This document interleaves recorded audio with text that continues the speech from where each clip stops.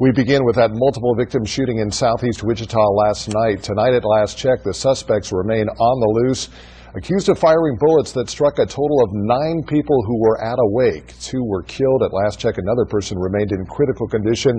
4 in serious. 2 others had minor injuries. KSN's Justin Kramer spoke with one of the men inside that home when all that violence broke out, and he's joining me now with more on that. Anthony says the home was filled with as many as 60 people when the gunfire broke out. He says a large group of people of Laotian descent were at the home for a funeral ceremony that ended in the deaths of 2 others in a barrage of bullets.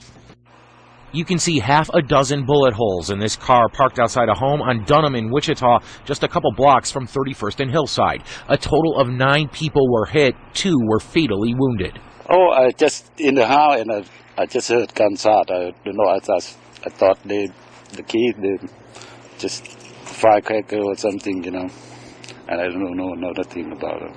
Ket Kevele says he was at the home attending a funeral service for a woman who lived there. He says between 40 to 60 people of Laotian descent were mourning her loss when the shots rang out. Yeah, after that, it's just scary, I don't know why they do something like that, I don't believe it. Crowds of 40 to 60 people at the home have been a regular occurrence all month long, according to neighbors. Nathan Parks lives around the corner. He says he's called police 4 times to complain about all the people at the home all the time.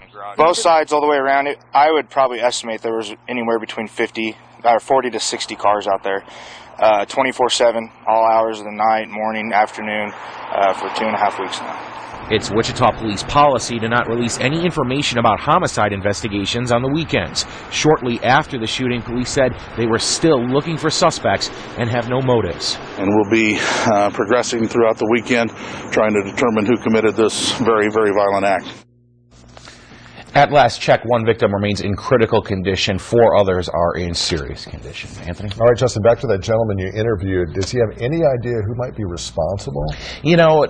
And, he was pretty honest from the get-go as far as saying that he was towards the back of the house when all this shooting happened, and he more or less just sort of described in broken English. So it was a little bit difficult to understand him.